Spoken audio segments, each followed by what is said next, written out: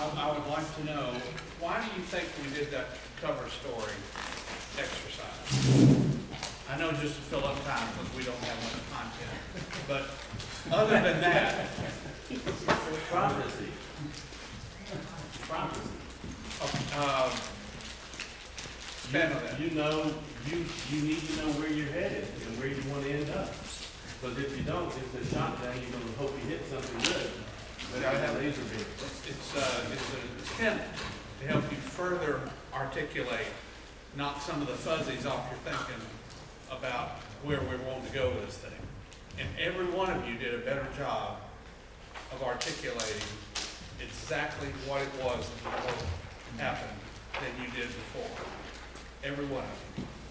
Show the value of brainstorming, teamwork, that every idea has some value, there's no such thing as a good idea, Yeah. and have fun. And another thing, we didn't put a timeline on it because a timeline would have automatically constricted your thinking. Because we can't get it done by then. And so we just wherever the end is, just go there. You're there. What do we celebrate? What else? The Bible says, write it down and make it plain.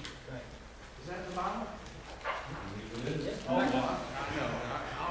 I'll go with you on that. Believe it is. The book of Hesitation. Yeah. I'm taking, you're right. Somebody ate a scroll. Somebody ate a scroll along the way too, but I'm not doing that with your temples. Get ink poisoning. All right, on some of them. What else? What else do you think? What's the benefit? I think it helps you to see your dream as a reality. Yeah. Also.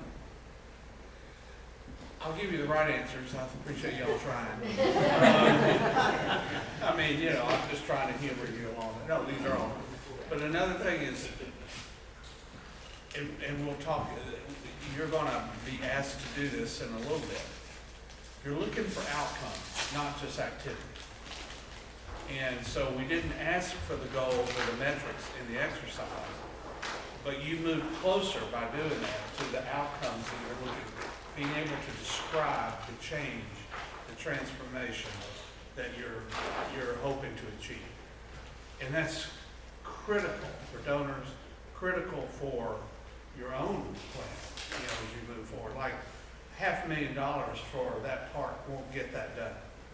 But you know that because you can see more, you'll have the rest of the money. It's that simple. Because you'll you know, that's going to be way bigger than the $500,000 idea. You know, so that just as an example. Same thing with Martha Towers. All right. And I'm going to, as soon as you build it, I'm going to recommend you lock him up in one of them. And so don't take that for him. Do not feel bad for him. You have no idea what I endure.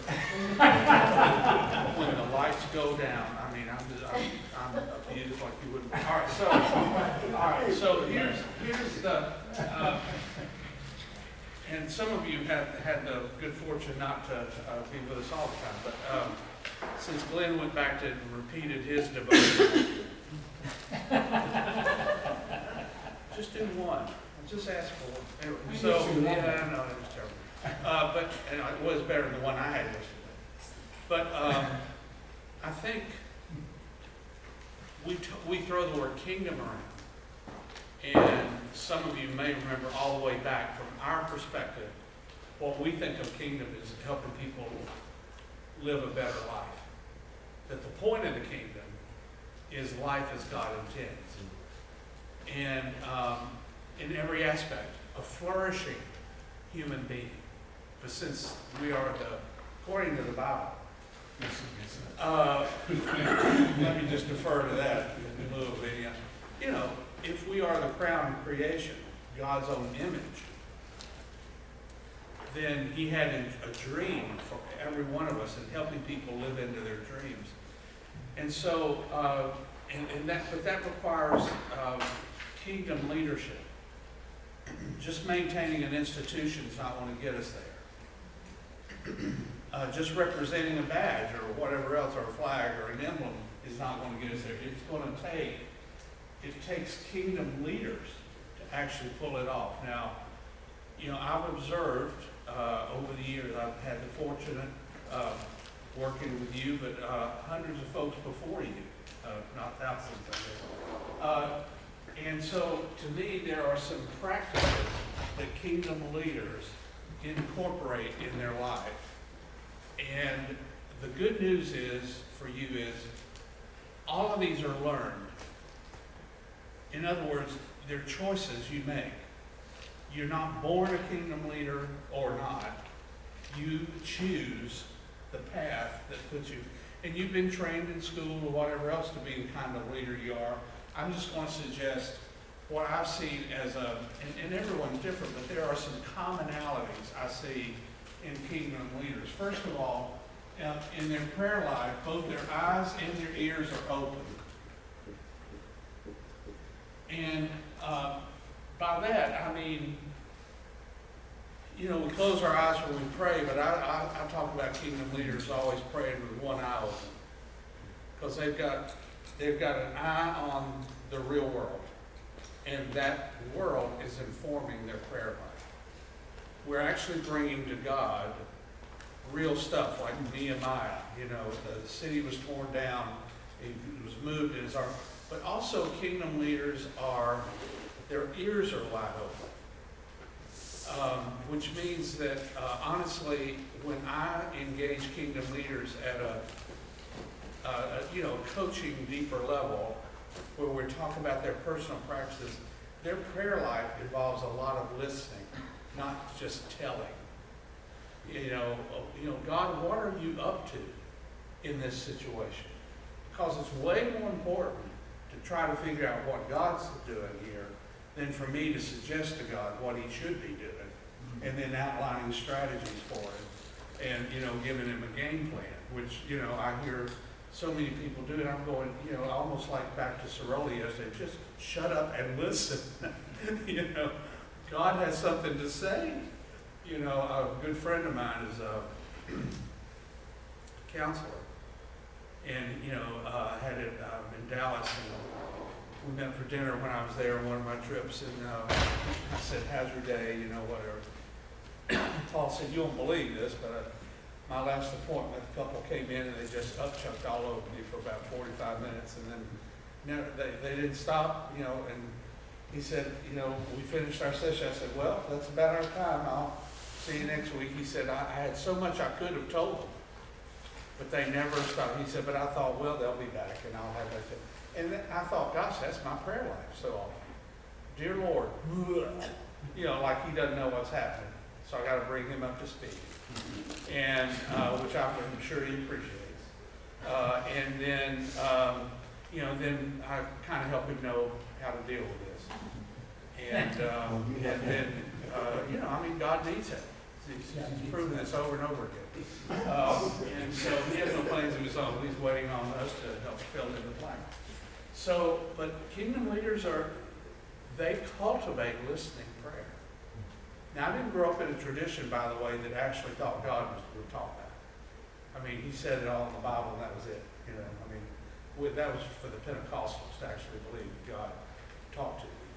But the older I get, and the more I'm around folks that are changing the world, I'm going to tell you, there are people that are listening to God. And he's talking all the time. And tuning in on his frequency to get his perspective. Again, like we were chatting about yesterday, I'm a passenger in this car. I'm not the driver. And it makes a huge difference. Kingdom leaders also agitate. You're disruptors. But you know how to agitate the right people. This is not agitation for agitation's sake. It's because you do not tend to let the status quo remain the way it is. You're driven by a better dream that won't let you have peace, but by golly, you're not going to worry and fret about this by yourself. You're going to create a cadre of people that are worried about this every day. And so, just helping people, we talk about selling the problem, and that's part of it. So who are you agitating? And again, that's a learned, you know, when you guys brought, you know, a city administrator and then, you know, I mean, that's, and as you created your teams around, I'm just thinking of that example, getting the right people to the table to get them agitated similarly is such an enormous strategy. And kingdom leaders do that all the time. I like going back to the why, and we were told we were gonna do this $500,000 project, but I remember starting it saying, if it didn't line up to what God was doing, then I wasn't gonna do it. I wasn't just gonna take on a $500,000 project. And I think that's to agitate with a purpose. Yeah. Because if you don't know the purpose, then there's no sense of agitating. Yeah. You know, why are we doing things just because? And you want to, you know, in that video with Simon Sinek on why, he talks about people following you not because of your dream, but because of the dream they have. That somehow you've been able to touch that dream, and they want that too. That's why you agitate. That's why you call a party. You know, it's to put people in touch with that, and call people to bigger stuff. If COVID's done anything, people are tired of Groundhog Day. I'm telling you. I mean, it's like we've all lived in this parenthesis world now. Inside the parenthesis for what, year and a half? I'm going on 2 years. People are ready to get out of the parenthesis. And let's get on with life. And people are looking for something that's bigger than them, even if that had never crossed their mind before. But when life got really constricted, suddenly now they'd like to play a different game, and you can play a different game, fomenting dissatisfaction with the status quo. I think too, kingdom leaders, but you learn to do that. Like I say, you're not born with this in innate knowledge. This is a leadership practice we learn. And then we've talked about this, but I'll put it this way. Kingdom leaders combine social and spiritual entrepreneurship.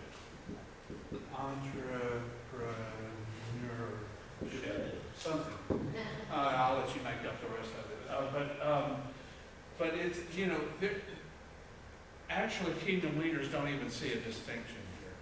This is a binary either or way of thinking, not a both.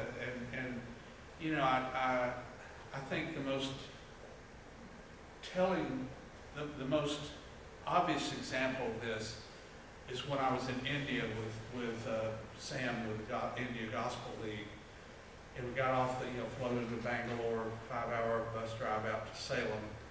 We got off the van, and 230 orphans met us, lined the way. The next day I got a chance to see that school all the way up through high school, at 900 kids uniformed. By the way, most of those orphans had parents. The parents had brought them to Sam because they couldn't take care of it, and they knew Sam would do a better job. Can you imagine? Can you imagine what that's like? And then the community college that Sam has to train computer technicians and nurses, and then the National Yamaha Training Center for all of the folks that have Yamaha dealerships, scooters, which are 3 scooters for every person in India if you've been there. And what they can put on a scooter, an entire household with furniture, and the baby somewhere up there, in a drawer in the dresser. I mean, it's unbelievable. I mean, these acts, America's Got Talent, that's nothing. I mean, there's talent. But anyway, so, he worked out a deal with Yamaha to have a day of spiritual training every week as part of their training of all of their franchisees. I mean, so Sam's evangelizing, as part of the deal. I hadn't talked to you about the agribusiness where he teaches farmers how to do that, or the coffee plantation. He says, I like coffee, but that's 70 jobs. Or the print shop that we dedicated the last time we were there, because it gave 23 women jobs. He's flipping the script in that culture. You know, all in the hospital, I haven't even mentioned the children's hospital yet. All of this is part, and this is probably this is, in my estimation, the most remarkable Christian leader you've never heard of. And by the way, 40,000 churches have come out of Sam's work in the villages. And that sounds like a made-up number, and it's not. I've been to the village, I've seen. And by the way, they don't build church buildings there, they build life centers. How's that? How cool is that? And when we dedicated the life center, yeah, God's people use it on, or the church people use it on Sunday, but the dedication of the building is to the community. For whatever the community needs. We need a health clinic here, do we need a, classroom, do we need, and most of this being done by barefoot pastors, mostly women, like in a lot of places, but Sam works in the villages, not the big, because all the big missionary sending agencies target the big cities, but there are hundreds of millions of folks that live in the villages, because there are a million villages, and so it's a remarkable stuff. But my point is, he's an entrepreneur. He thinks in ways that print shop's going to employ women who are going to have a better life. It's their way out. And when we loan money so that a family can get their first goat on their own, so they can get out of that usurious situation that the Hindu priests have them locked in on, and they can move to middle class with the ownership of a goat. I mean, we can't think, but in that culture, that's an entrepreneur, just like I'm hearing you do. And what you want to do is you want to find the other folks to get this. I mean, and some of them are on your boards, some of them are donors, but we got to celebrate this right here. Now, by the way, don't wait for someone to do this for you. Just go ahead and do this. And in a hierarchy, and I'm speaking to the officers for just a minute, those of you who are not Salvation Army officers, this may not mean, but in a hierarchical system, it's very easy to blame people up